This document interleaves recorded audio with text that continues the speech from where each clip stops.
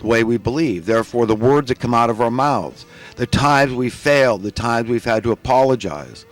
But at least we have apologized. We've admitted we were wrong. We've confessed. And this is okay. I think that's a feminine quality, that women are more willing to do this thing. So, anyhow, being also the dad of 2 daughters, listen, I believe in treating women with the utmost respect, believe me. But also what is written is that, woe to the man, sin is bound to come. That's got to happen. But woe to the man through whom it comes. So there's a big distinction between somebody that's out there, charging, to appeal to people's Achilles heel, your weaknesses, whatever it may be, an eating disorder, a drug addiction, alcohol addiction, sex addiction, gambling addiction, entertainment addiction, just dissipating our time addiction, whether it's sports addictions. There's all kinds of addictions out there. Workaholism. Well, people can't. This is their way out of fear. Their security is just going out and making a lot of money, and if I keep my nose to the grindstone, I don't think about financial insecurity and how the system's got me by the throat in this manner.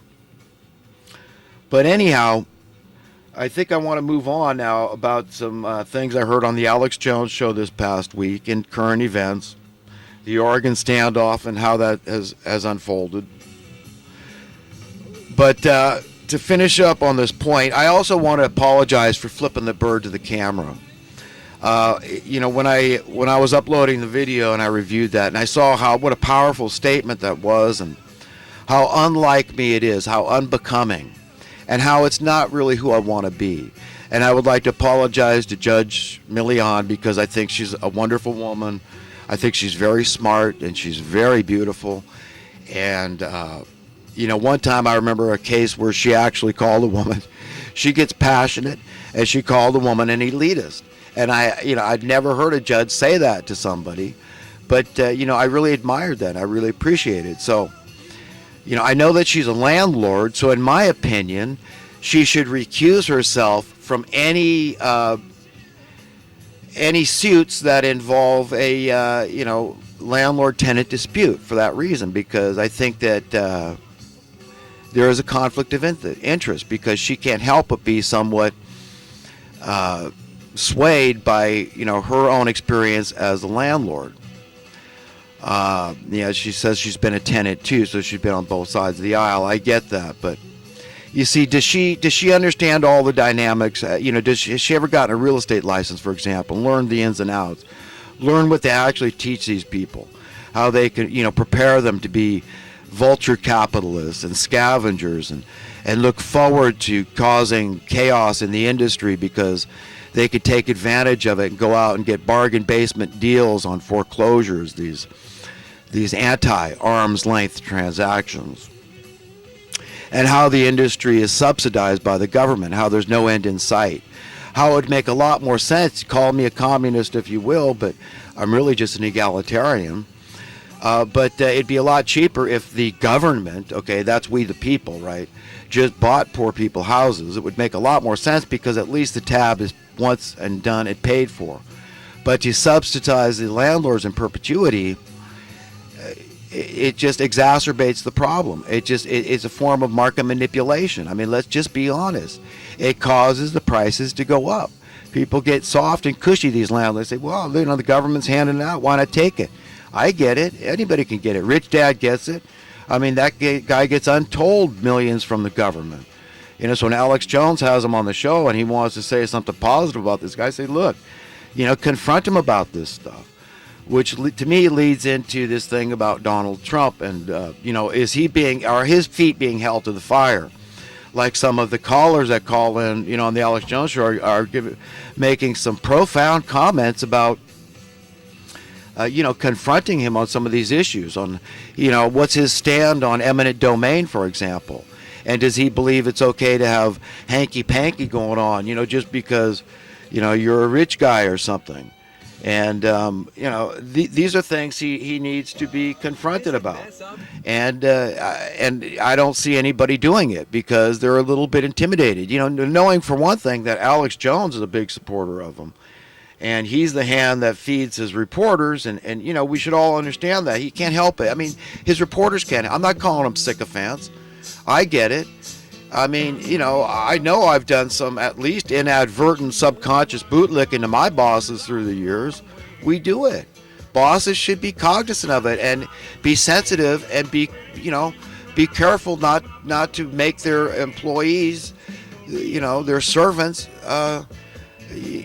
feel compelled to do that. So, if I was speaking to Alex Jones, I think I would say that, Alex. And I love you, brother. I do. Listen, I've never seen anybody think as quickly on their feet as this guy. I have never seen anybody at his age with the vocabulary he has. Sure, he makes some grammatical errors, like, if he was saying, look, it's a beautiful octopus. He would say it's a beautiful octopus, which is fine. But, we know that technically it's not a octopus. We know it's an octopus. Like, it's not a orange, it's an orange. Big deal.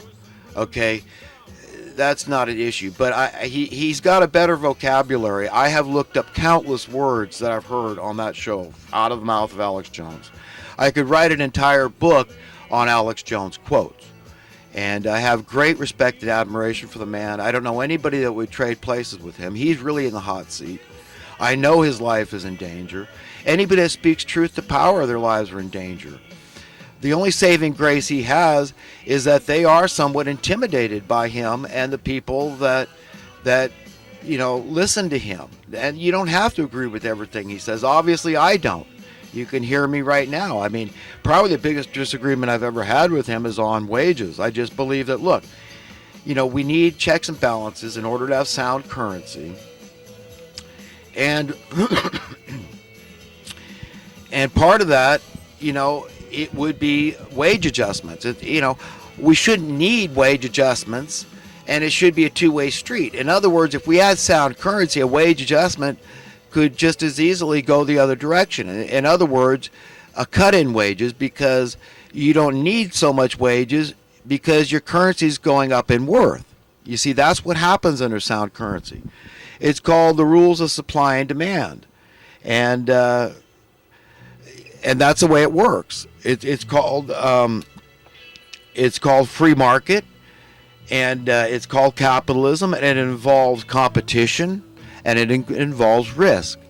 And at the end of the day, the natural trend is always in one direction. Unless there's a temporary disruption in the supply chain, your cost of living should steadily decline in worth. This is what cost. That's what causes the worth of your currency to increase. It's all a very simple mathematical calculation, and it really makes sense when you consider it. And you look at the commodities that have gone down in price, and your dollars in relation to those commodities has gone up in worth. Like the VCR is a perfect example of that. But anyhow, enough fawning over Mr. Jones, but he's just a human being, and he's a sinner, and we're all sinners, and we all need to be humble, and we all need to be contrite at times, and we all need to apologize at times. And you've seen me here eating my words, and it's okay. It can't hurt me. It just helps me to grow as a human being.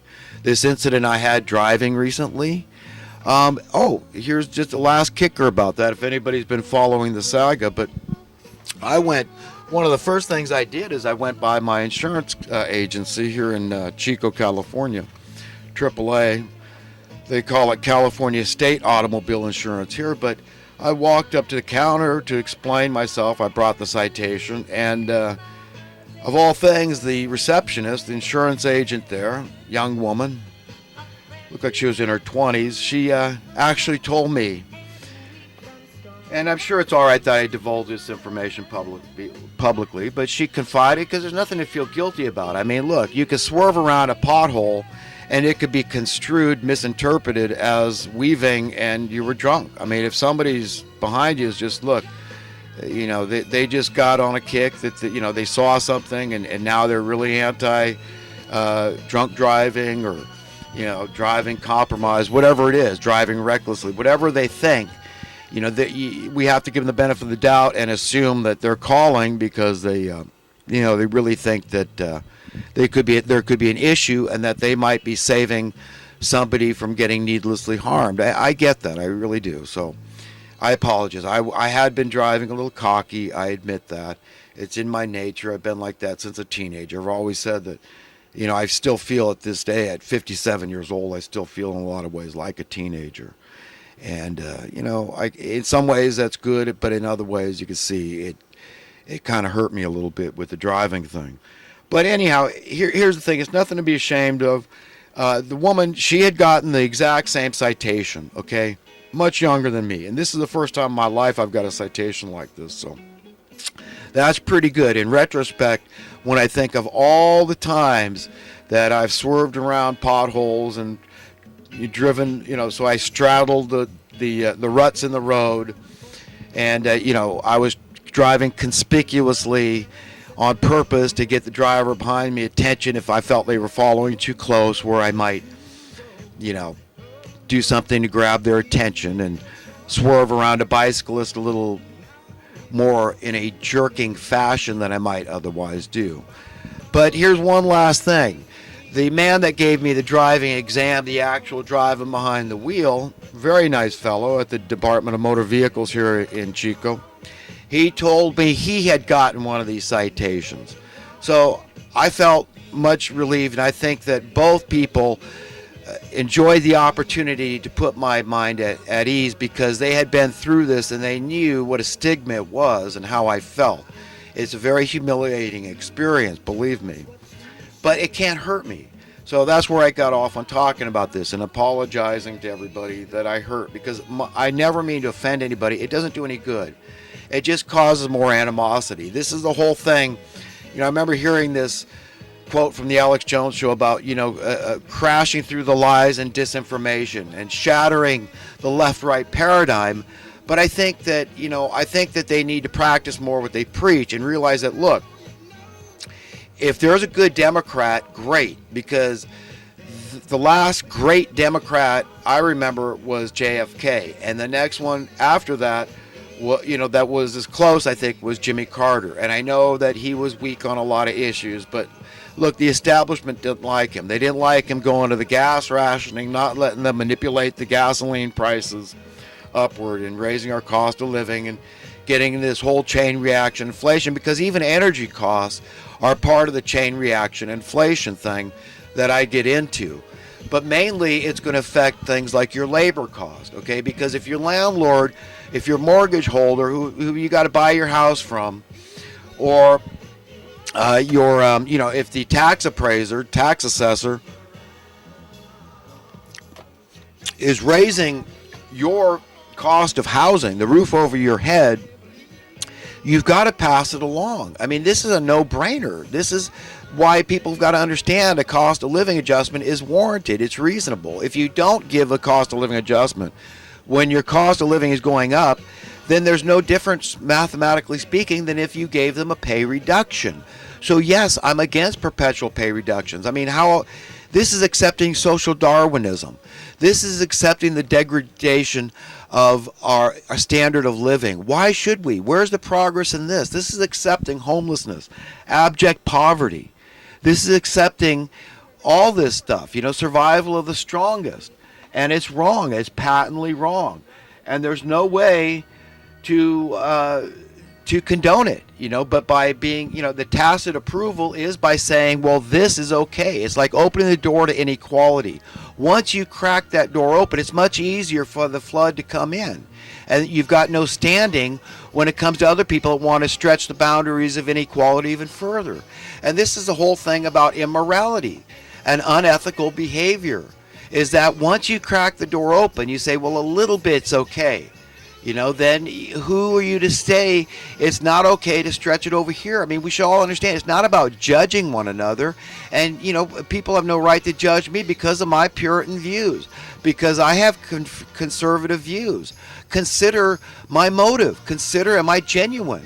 Consider, am I a lunatic? Consider, do I have a sound mind or don't I? Consider, am I being logical and loving and caring about people? I want the best for people. It's statistics that, more homosexual men commit suicide than non-homosexual men as a percentage, because something happens. A lot of guys feel like they can't forgive themselves. They should learn that they're forgiven before they sin. God gives them that right to be forgiven. This is the blood of Jesus on the cross. We're all sinners. This is it. There's nobody that's a worse sinner than another unless you're committing one unforgivable sin, and that is blaspheming the Holy Spirit. I mean, for crying out loud, if God forgives murder, and he does, he asked his Father to forgive the very people that hung him on a cross and murdered him ruthlessly, mercilessly, mockingly. Okay? So we're all forgiven, even if we murdered people. Is that not good news? Because we're all murderers. It happens in our hearts, our beliefs. Do you believe in capital punishment?